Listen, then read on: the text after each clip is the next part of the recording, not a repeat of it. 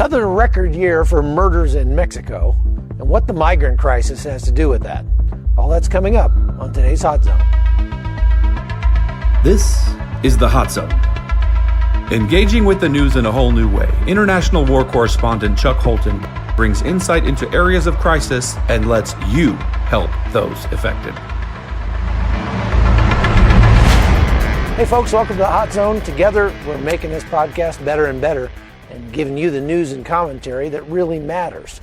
See, we could probably get more views if we were to obsess for days about celebrity breakups or highly politicized inside the Beltway shenanigans, but there are millions of real people out there around the world who could care less about Kanye or Pelosi because their lives are being turned upside down as we speak.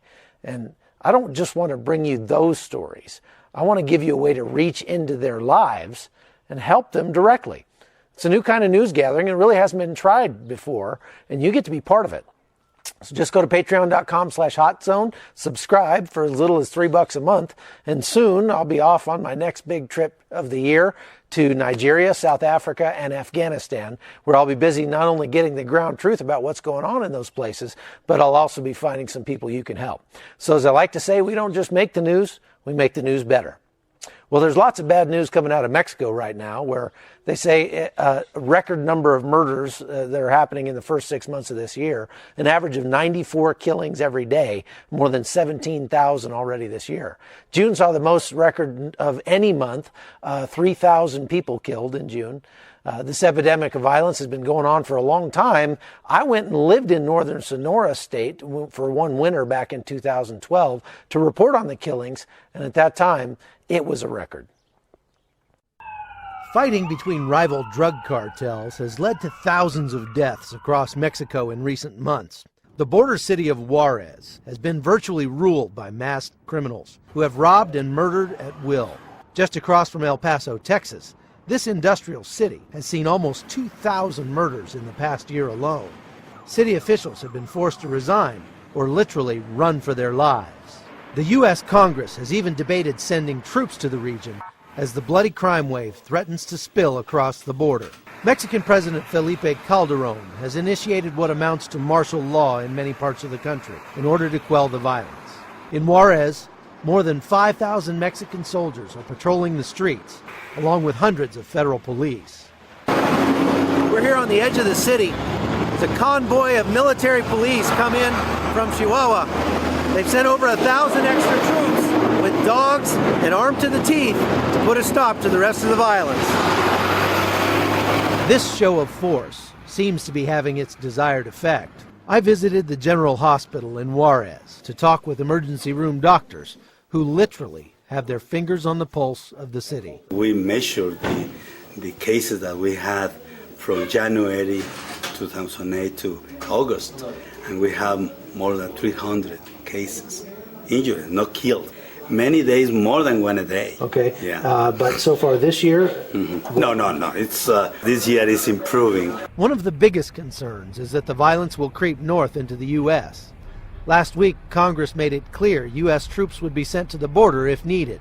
But according to the Border Patrol, increased vigilance is keeping the peace in the El Paso sector. We really haven't seen the violence spill over. Now, at the ports of entry, we have seen where individuals that have been shot in Mexico or in Juarez have been transported to the ports and then from there taken to the local hospital here in the U.S. In the last few years, what we have seen is an increase in violence against some of our agents. The reason being is, as we're becoming more successful in controlling our borders and gaining control of what's going on, the smugglers are becoming more desperate. But Roberto Hernandez, the consul general at the Mexican consulate in El Paso, points out the need for cooperation on both sides of the border. It's not just a matter how many cartels we do have in Mexico. It's not a matter how many users you have in United States, millions maybe. It's a matter of shared responsibility to fight against the organized crime. And in fact, it's a global responsibility. We are committed to do that. With a State Department warning against travel to Mexico, the normally lucrative spring break is turning out to be a flop this year. But some say the government and tourists are using the border violence to paint this country with too broad a brush. Steve Calvert came to Mexico 8 years ago to start a sport fishing business. You can't judge the United States by what happens in Los Angeles at 2 o'clock in the morning, so you certainly shouldn't judge Mexico on what happens in Juarez. San Carlos is a resort area north of Mazatlan, and it's normally booked solid this time of year. Now, its beaches and businesses are almost empty, and that's adding to an already hurting economy. You know, Catch-22 sport fishing, we're probably off about 50% off the mark this year. And I think that the economy in the States is a big factor. We have a joke down here that everybody's 401k just turned into a 201k. Now it's a 101k. You know, things got so bad in Juarez that they had to close the airport because of the violence back a few weeks ago. But now with all the troops that have come in, violence is way down. Things are a lot better. And the people of Juarez are very thankful for it. Constant media coverage of the violence, however, paints an image that's hard to overcome. Terry Bilderback heads up the missions outreach for the First Baptist Church of El Paso. Historically, we have had groups that have been willing to come and be involved in missions from around the United States. We have seen a reduction in the number of folks that are willing to come here and cross the border. In addition, First Baptist has ended up curtailing the mission activities that we are involved in Mexico. The push for peace and divine intervention, however, is strong. Last week, members from over 800 churches in Juarez held a 7-day prayer vigil outside the municipal center, begging God to bring peace to the city. Yes, we're coming here to pray every day, 24 hours a day. Last night we have like about 300, 350, but when we finish, I know we're going to have at least about 1,500 people. We love this city. They're also hoping that missions groups won't stay away for long. We're praying to God for them to come this year, because it's a blessing for them to come here. The administration of President Calderon is committed to fight against the organized crime. The government is in control of the situation. Of course, we are facing a lot of different kind of problems, but in the meantime, we are going to continue the fight until we succeed. At this point, nobody can say whether or not this Mexican surge will stop the violence for good, and the United States government is keeping a wary eye on the border. For now, these Christian men and women are praying that the fragile peace will hold. See, that was 2012. But these days, if the Mexican president were to get murder rates back to the same level they were at back then, it'd be hailed as a big achievement. Mexico's Guerrero state is one place where the battle for control of opium-producing areas has already cost thousands of lives, and the violence just seems to be getting worse. Many people thought that the increase in the use of fentanyl would depress the opium market and the violence would calm down, but that hadn't happened. It now appears the new round of violence is only beginning, pitting warring gangs against vigilante squads fighting over just about everything, including fuel theft, gold mines, and routes for precursor chemicals. In May, new and more violent players burst into the scene. A car bomb exploded, a drug cartel moved into the outskirts of the state capital, and heavily armed units of trained killers began fighting vigilantes who moved into the outer neighborhoods of Acapulco. That's exciting. Thousands have been displaced by the fighting, which you're not hearing much about in the mainstream media. More frighteningly, the toxic mix of drug cartels and hired killers and vigilante police forces, often all those together, have essentially neutralized the Mexican military, forcing army troops into the role of spectators, or even worse, hostages.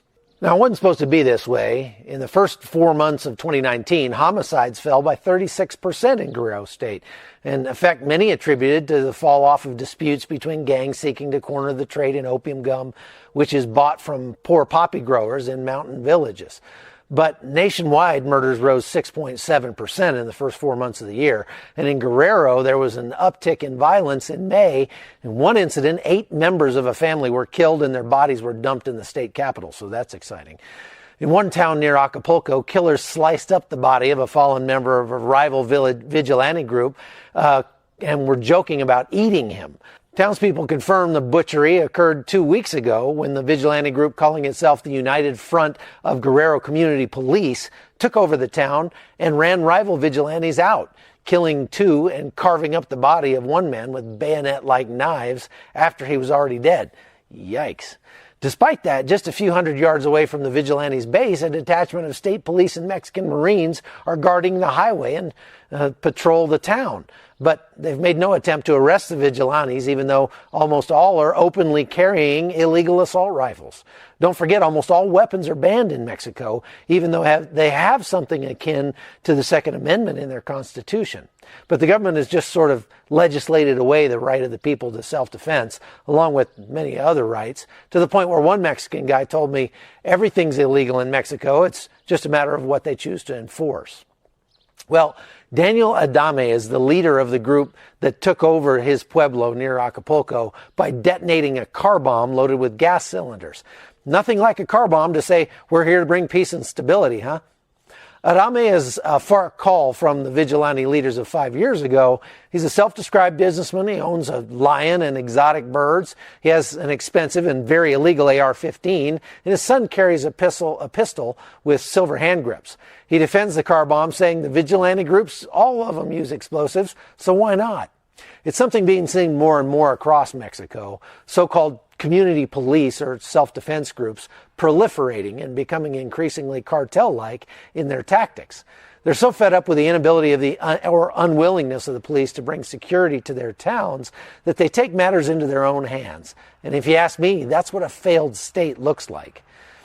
And time after time, soldiers don't intervene or are even held hostages, in part because they're afraid of opening fire on civilians who are organized into vigilante groups. Part of the problem is that vigilante groups like the one in La Oaxaca are often sponsored or formed or allied with drug dealers, and they use similar tactics. And that's what you're seeing here in Guerrero State. Now, don't get me wrong. This is not the norm everywhere in Mexico. In fact, most of Mexico is actually safer than you might think. It's really only a few hot zones where the cartels want to control the production of opium or pot or whatever that things are this bad.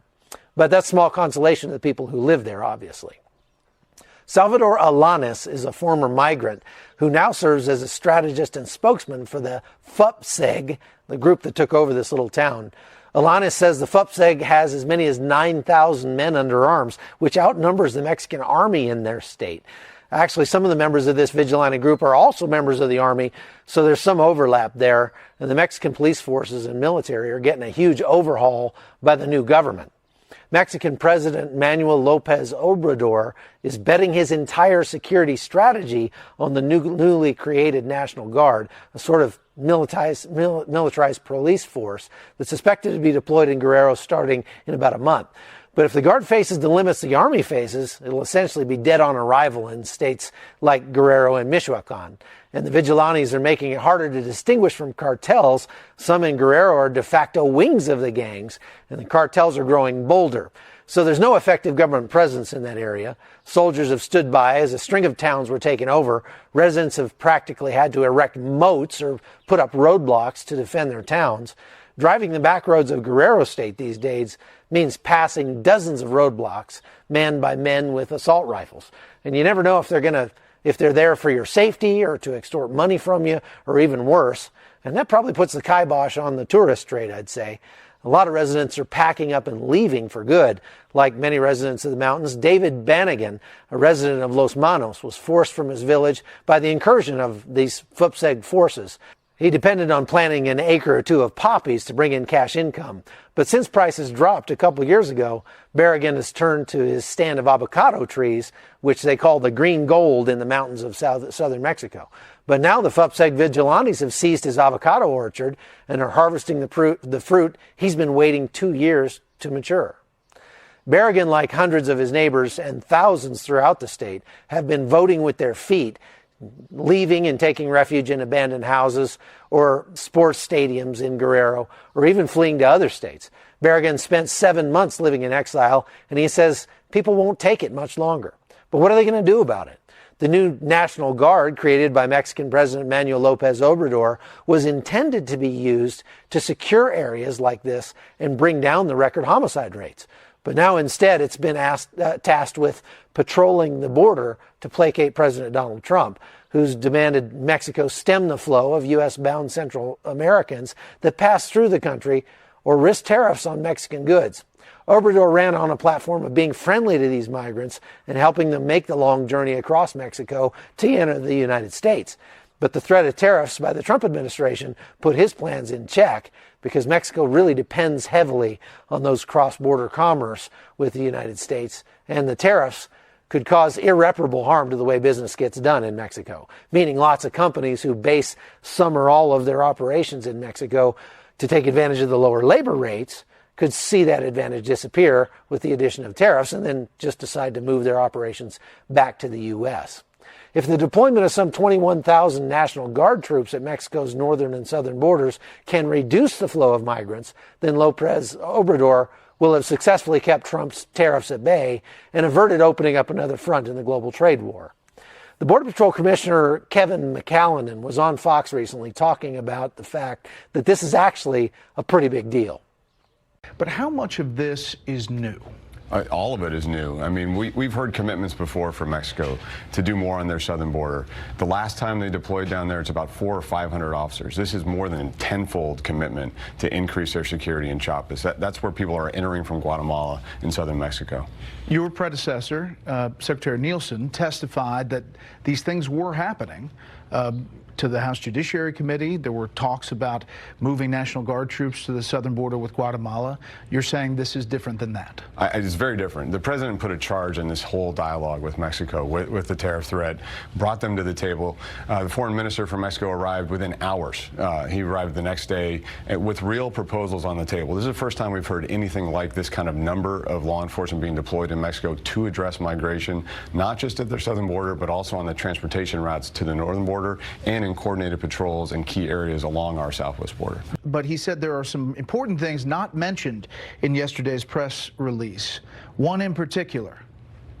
Yeah, so the president tweeted out that this tariff has been suspended. And Secretary Mnuchin pointed out that there's a mechanism to make sure that they do what they've promised to do, that there's an actual result, that we see a vast reduction in those numbers. And as the State Department announced, there are going to be further actions, further dialogue with Mexico on immigration, on how to manage this asylum flow in the region, which is, a small percentage of the total flow. This is, by and large, an economic migration that we need to stop with enforcement. We need to be able to repatriate people successfully. So is the administration's point of view that this tactic worked as far as this threat of tariffs? You have the Speaker of the House with a release that says threats and temper tantrums are no way to negotiate foreign policy.